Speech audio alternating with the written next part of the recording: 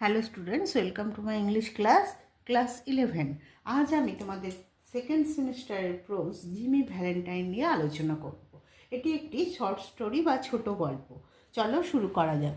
Jimmy Valentine কার লেখা তোমরা দেখছো? ও হেনরি হচ্ছেন বর্তমান যুগের সবচেয়ে জনপ্রিয় ছোট গল্প লেখকদের মধ্যে একজন অন্যতম।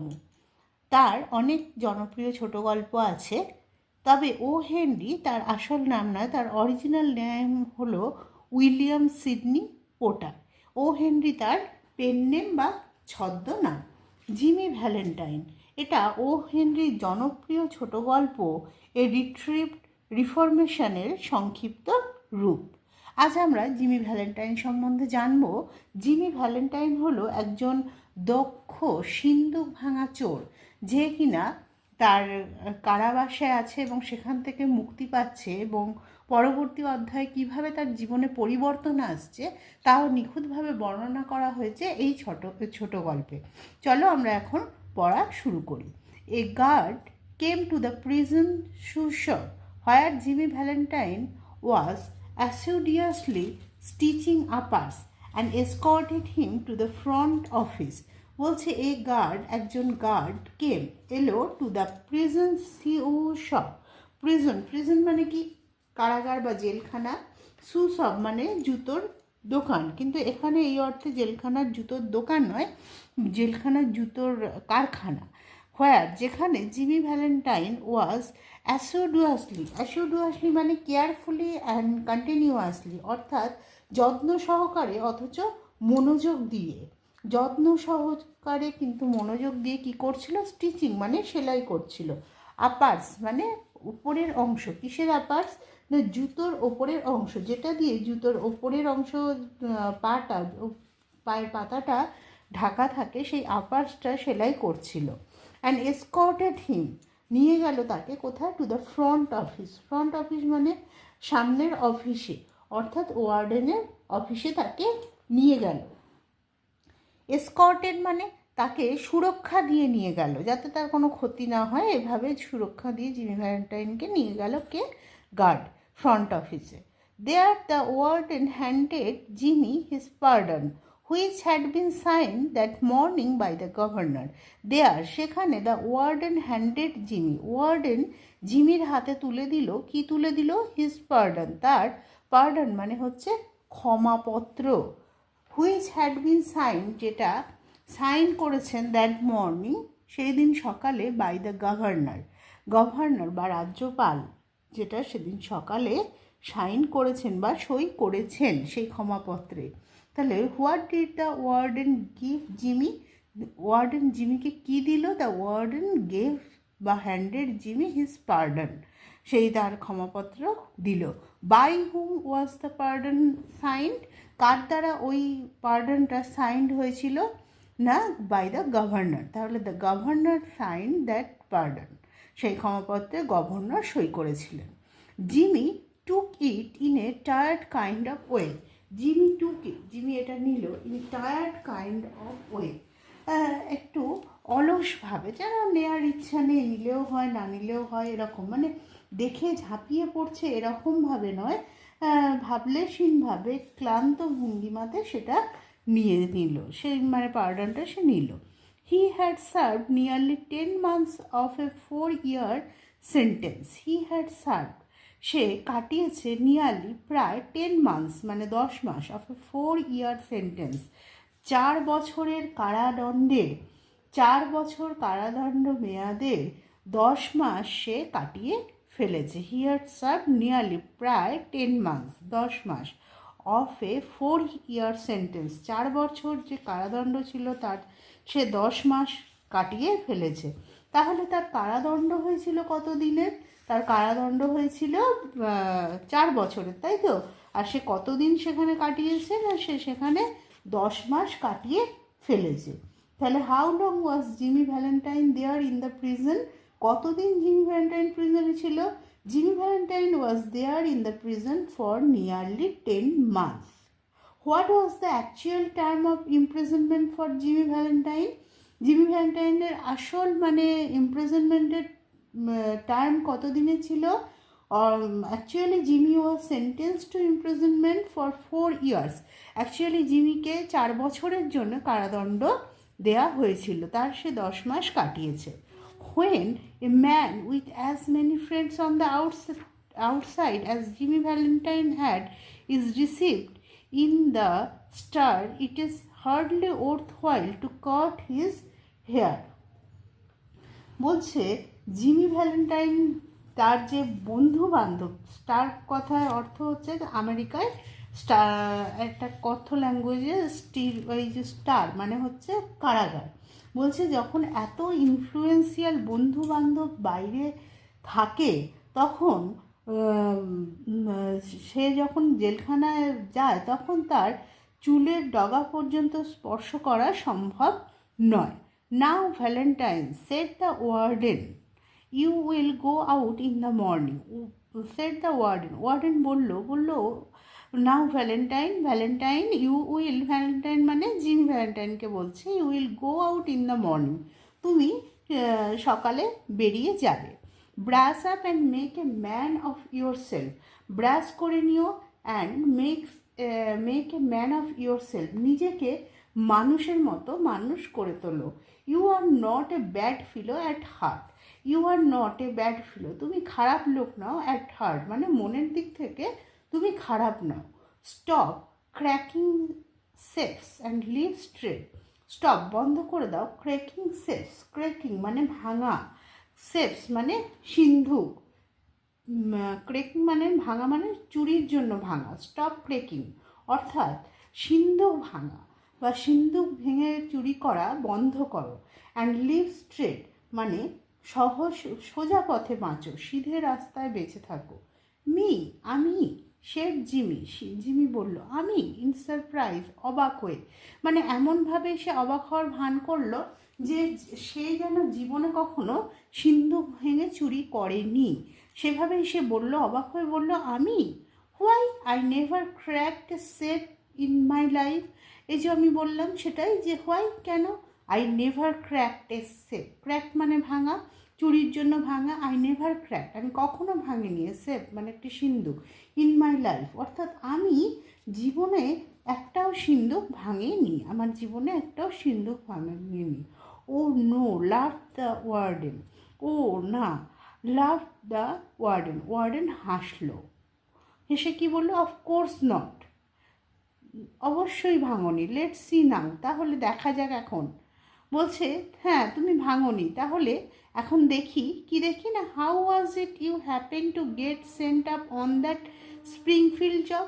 তাহলে তুমি কিভাবে জড়িয়ে পড়লে on that Springfield job.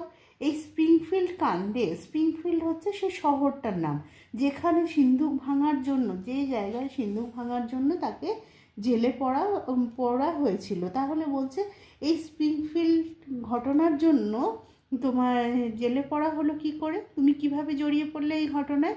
Was it because you would not prove an alibi for fear of compromising somebody in extremely high tone society. বলছে was it because you would not prove an alibi. বলছে এটা কি এই কারণে যে তুমি কোনো, alibi মানে হচ্ছে আইনের ভাষায় যে ঘটনায় অভিযুক্ত ব্যক্তির জড়িত থাকার কথা বলা হচ্ছে সেই ঘটনার সময় অভিযুক্ত ব্যক্তি যে অন্য কোথাও ছিল তার প্রমাণ, সেটাকেই বলা হচ্ছে অ্যালিবাই. এটার কারণ you would not prove an alibi, তুমি উপযুক্ত প্রমাণ দিতে পারোনি. ফর ফিয়ার মানে ভয়ে, of compromising somebody in extremely high tone society.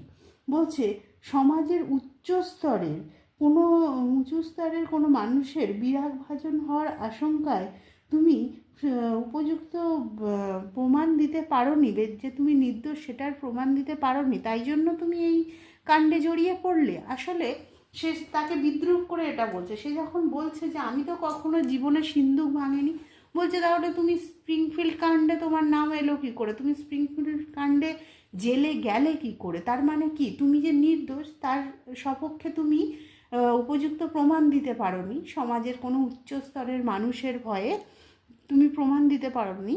Or was it simply a case of a mean old jury that had it in for you. নাকি এটা কোনো বুড়ো জুরির কারসাজি যারা তোমাকে দোষী বানিয়ে দিয়েছে। It is always one or the other with you innocent victims. Innocent মানে নিরপরাধ, ভিকটিমস মানে অপরাধী। বলছে ভিকটিমস মানে শিকার। বলছে it is always one or the other with you innocent victims. বলছে সবসময় তোমাদের মতো নিরপরাধ ব্যক্তি কোনো না কোনো কারণে এই ধরনের অভিযোগের শিকার হয়ে যায়। আমি সেড জিমি। জিমি বলল, স্টিল ব্ল্যাঙ্কলি ভার্চুয়াস। স্টিল মানে তখনও, ব্ল্যাঙ্কলি মানে ভাবলেশীনভাবে, ভার্চুয়াস মানে ধার্মিক বা সাধুপরায়ণ ইত্যাদি। অর্থাৎ তখনও যেন সে কতটা সাধু, এরকম ভাবলেশীনভাবে এরকম সাধু সাধু ভাব নিয়ে বলছে আমি। তখনও মানে সে এমন ভাব দেখাচ্ছে যে সে কত সাধু পুরুষ, সে কখনো সিন্ধুক ভাঙার কাজ করেনি। তখনও বলছে সে আমি। হোয়াই ওয়ার্ডেন, কেন?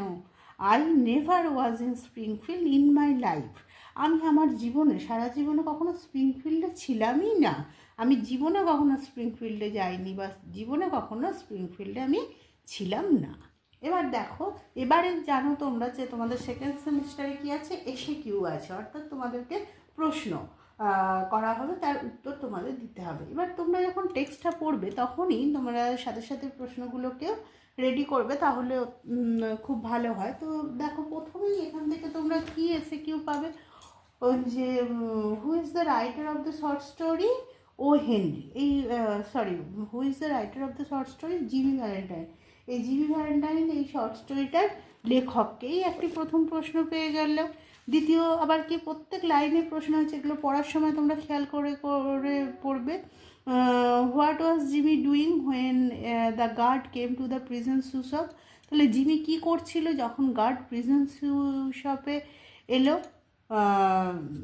বা what did the warden give Jimmy, warden জিমিকে কী কী দিল?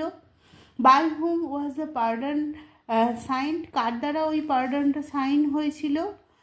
বা how long was Jimmy Valentine there in the prison, Jimmy Valentine প্রিজনে বা জেলে কতদিন ছিল? বা what was the actual term of imprisonment for Jimmy Valentine, Jimmy ভ্যালেন্টাইনের জেলের মেয়াদ আসলে কতদিন ছিল? বা how many months had Jimmy expected to stay in the prison at the longest, কতদিন বড়জোর তাকে জেলে থাকতে হবে বলে সে ভেবেছিল?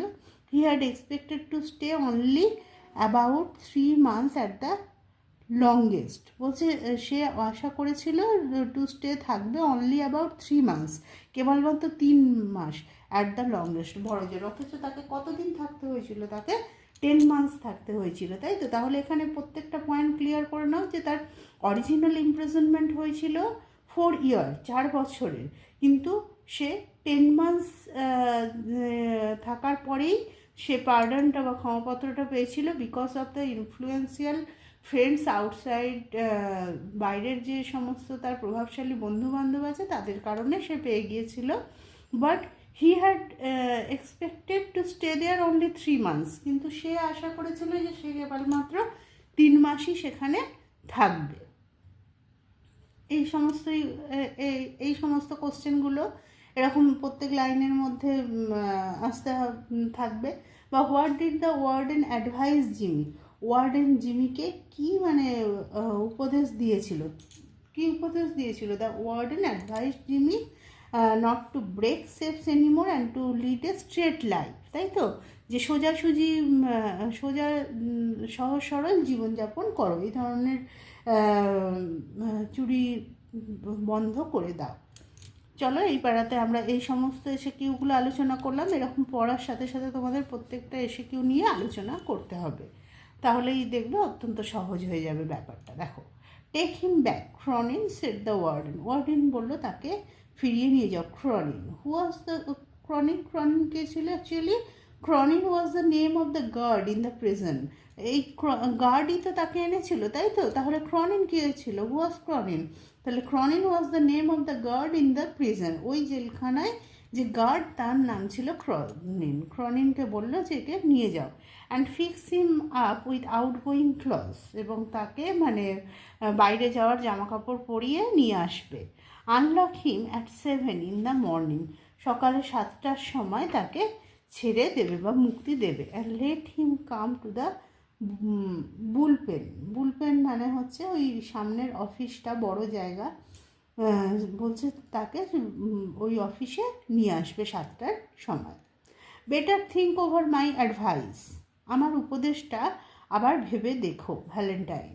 সেই জিমি ভ্যালেন্টাইনকে ওয়ার্ডেন আবার সেই কথা বললো যে আমার উপদেশটা তুমি আবার ভেবে দেখো।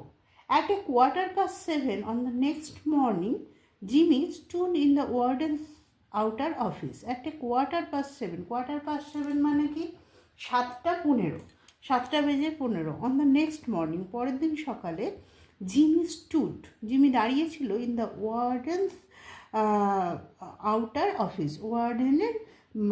ওয়ার্ডেন মানে কি কারাধ্যক্ষ, জেলখানার যে প্রধান তাকে ওয়ার্ডেন বা কারাধ্যক্ষ বলা হয়। কারাধ্যক্ষের বাইরের অফিসে জিমি দাঁড়িয়ে ছিল।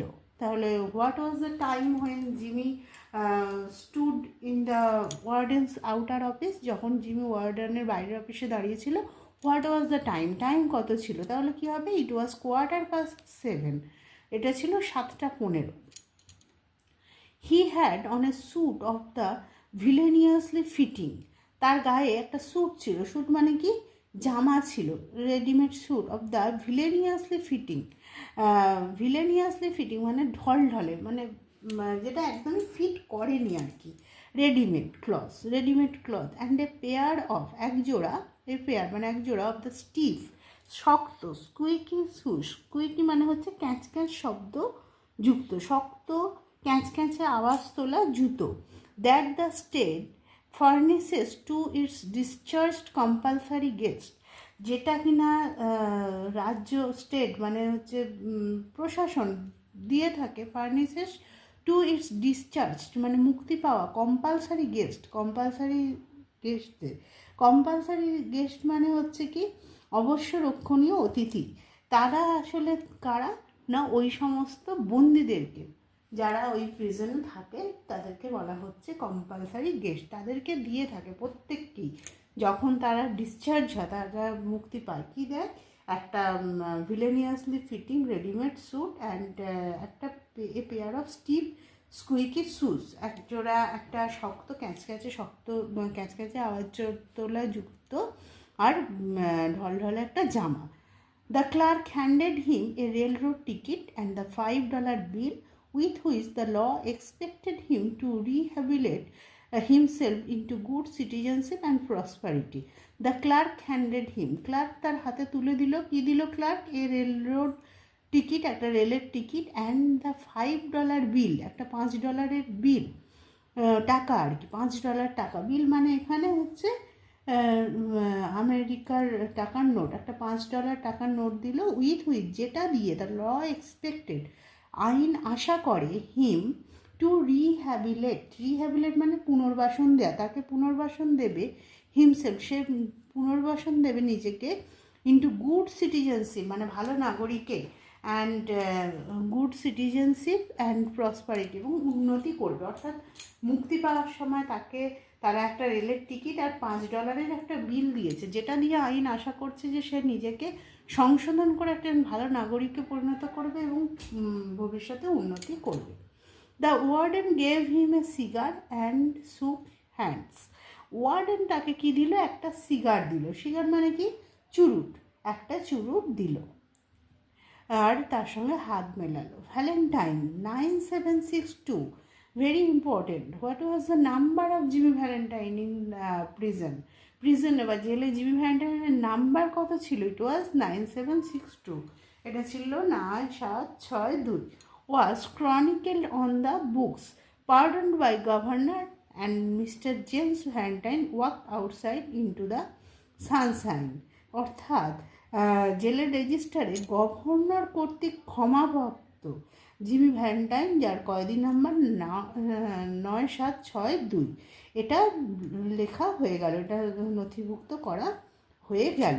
এবং মিস্টার জেমস ভ্যালেন্টাইন মানে জিমি ভ্যালেন্টাইন, তাকে জেমস ভ্যালেন্টাইন বলা হচ্ছে, walked out into the Sunshine, রোদের মধ্যে হেঁটে বেরিয়ে গেল, এটা লেখা হয়ে গেল। এবং রোদের মধ্যে, সে বাইরের যে রোদ ঝলমলে জগৎ সেটার মধ্যে সে হেঁটে বেরিয়ে গেল।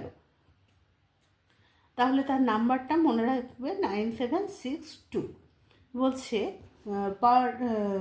ডিসরিগার্ডিং the song of the birds, the waving green trees and the smell of the flowers, Jimmy headed straight for a restaurant. বাইরে বেরিয়ে যেগুলো দেখলে তার ভালো লাগা উচিত ছিল একজন স্বাভাবিক মানুষ হিসেবে, সেগুলো সে ডিসরিগার্ড করলো, তার অপছন্দ হলো, সেগুলো সে কোনো রকম পাত্তাই দিল না। পাত্তা না দিয়ে the song of the birds মানে পাখিদের গান, দ্য ওয়েভিং গ্রিন ট্রিজ এই যে হাওয়ায় নড়তে থাকা সবুজ গাছ, are the smell of the flowers ফুলের গন্ধ, এই সমস্ত কিছুকে উপেক্ষা করে জিমি হেডেড স্ট্রেট সোজা চলে গেল ফর এ রেস্টুরেন্ট, একটা রেস্টুরেন্ট বা একটা রেস্তোরাঁর উদ্দেশ্যে। There he tasted the first sweet joys of liberty, সেখানে সে স্বাদ গ্রহণ করলো the first sweet joys of liberty, স্বাধীনতার বা মুক্তির যে প্রথম স্বাদ সে গ্রহণ করলো in the shape of a broiled chicken and a bottle of white wine followed by a cigar. সিগারটা আবার কেমন ছিল? A great better than the one the warden had given him. বলছে সে তাহলে সেখানে সে স্বাধীনতার বা মুক্তির প্রথম স্বাদ উপভোগ করলো কি দিয়ে? Boiled a shape of broiled chicken, একটা ব্রয়েলড চিকেন মানে ঝলসানো মুরগি, and a bottle of white wine, এক বোতল সাদা মদ দিয়ে, ফলোড বাই এ সিগার, এবং তার সাথে তার সঙ্গে সঙ্গে আর কি খেলো? একটা সিগার মানে একটা চুরুট। সেই চুরুটটা কেমন ছিল? A great better than the one the warden had given him. Warden তাকে যেমন চুরুট দিয়েছে তার থেকে এক ধাপ ভালো চুরুট সে সেখানে খেলো এই সমস্তর সাথে। ফ্রম দেয়ার সেখান থেকে he proceeded leisurely to the depot, সেখান থেকে সে লেজারলি মানে ধীরে সুস্থে কী করলো? ডিপোর্ট মানে ট্রেন বা বাসের স্টেশনের উদ্দেশ্যে রওনা দিল। He tossed a quarter into the hat of a blind man sitting by the door and boarded his train. এবং সে কী করলো? হি টস্ট মানে সে ছুঁড়ে দিল একটা কোয়ার্টার, একটা কোয়ার্টার মানে 25 পয়সা বা সিকি আমরা যেটাকে বলে থাকি, 25 পয়সা, সেখানে তো 25 পয়সা হয় না, একটা সিকি, এ কোয়ার্টার, সেটা কোথায় ছিঁড়ে দিল? ইন্টু মানে বাইরে থেকে ভেতরে যাওয়া, যা hat of a blind man, একটা অন্ধ লোকের টুপিতে, সিটিং বাই দ্য ডোর, যে দরজার কাছে বসেছিল, অ্যান্ড বোর্ডেড হিজ ট্রেন, এবং সে ট্রেনে উঠে পড়ল। আজ আমরা প্রথম পার্ট 1-এ এ পর্যন্তই আলোচনা করলাম। এবং এখানে তাহলে কি দেখলাম? যে সেখানে জিমি ভ্যালেন্টাইন যে কিনা জেলখানায় ছিল, তাকে এসে তার গার্ড তাকে নিয়ে গেল এবং ওয়ার্ডেন তাকে জানালো যে তার মুক্তি হবে পরের দিন সকালে, এবং তাকে উপদেশ দিল যে সে যাতে সহজ সরল সোজাসুজি জীবনযাপন করে, এই ধরনের সিন্দুক ভাঙার কাজ সে যাতে আর না করে। কিন্তু জিমি এমন ভান করলো যে সে জীবনে কখনো সিন্দুক ভাঙেনি, এবং স্প্রিংফিল্ড জব যেটার জন্য সে জেলে এসছে সে জায়গায় সে কখনো যায়নি। এবং পরের দিন সকালে যথারীতি 7:15 তার মুক্তি ঘটল, এবং সে মুক্তির পর বাইরে বেরিয়ে এসে প্রকৃতির সৌন্দর্য ইত্যাদির দ্বারা আকৃষ্ট না হয়ে সোজা একটি রেস্টুরেন্টে গেল, সেখানে ঝলসানো চিকেন এবং হোয়াইট ওয়াইন খেলো, খেয়ে দিয়ে সে একটা ট্রেনে উঠে পড়লো। এ পর্যন্ত আজ আমরা পার্ট 1-এ আলোচনা করলাম। আশা করি ভিডিওটা তোমাদের কাজে লাগবে। পরের দিন আমরা এর পার্ট 2 নিয়ে আলোচনা করব।